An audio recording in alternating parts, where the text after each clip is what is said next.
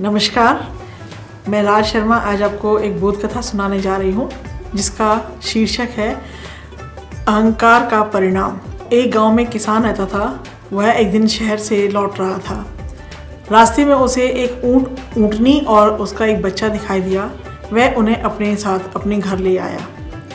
किसान ऊँटनी और ऊँट के बच्चे की देखभाल करने लगा। वहीं पर कुछ दिनों के बाद एक शहर से चित्रकार आया। उस चित्रकार को शहर से ग्रामीण क्षेत्र की तस्वीर बनानी थी। उस तस्वीर को बनाने के लिए उसने ऊँटनी के छोटे बच्चे के बाल निकाले और उनको ब्रश के रूप में इस्तेमाल किया।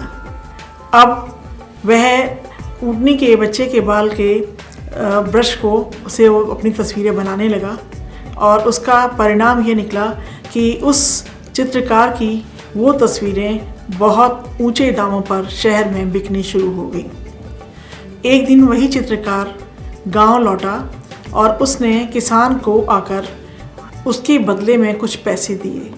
किसान ने पूछा कि ये पैसे आप मुझे किस लिए दे रहे हैं? तो चित्रकार ने कहा, ये पैसे मैं इस बदले में दे रहा हूँ, आपके ऊँटनी के बच्चे के जो बाल मैंने लिए थे उनसे जिस चित्र को मैंने बनाया वह बहुत महंगे दामों पर शहर में बिकी, इसलिए उसके बदले में मैं आपको कुछ पैसे देना चाहता हूँ। चित्रकार ने किसान को उसके बदले में कुछ पैसे दिए और किसान ने उन पैसों के बदले में और भी ऊँट खरीदकर अपने पास ले लिए और एक सुंदर सी घंटी खरीदकर वो लेकर आया और उसने उस ऊँट के बच्चे के गले में उस घंटी को बांध दिया। जब किसान के पास ऊँटों की संख्या बढ़ गई तो किसान उन ऊँटों को दिन में चरने के लिए छोड़ देता था और रात में वो लौटकर आ जाती थी। ऊँटनी का बच्चा, उसके गले में घंटी बंधी हुई थी, वह अपने आप को उस झुंड से अलग रखता था और वह अपने आप को सबसे श्रेष्ठ समझता था।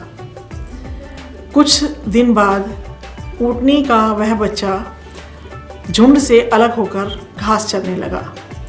वहीं पास में एक शेर यह देखता था कि ऊँटों का पूरा झुंड तो आता है और उसके मुंह में पानी आता था, परंतु वह कुछ कर नहीं पा रहा था।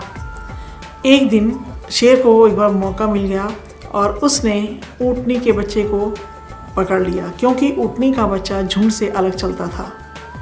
शेर ने उस पर घात लगाकर उस ऊँटनी के बच्चे को मार डाला और अपनी भूख को शांत किया।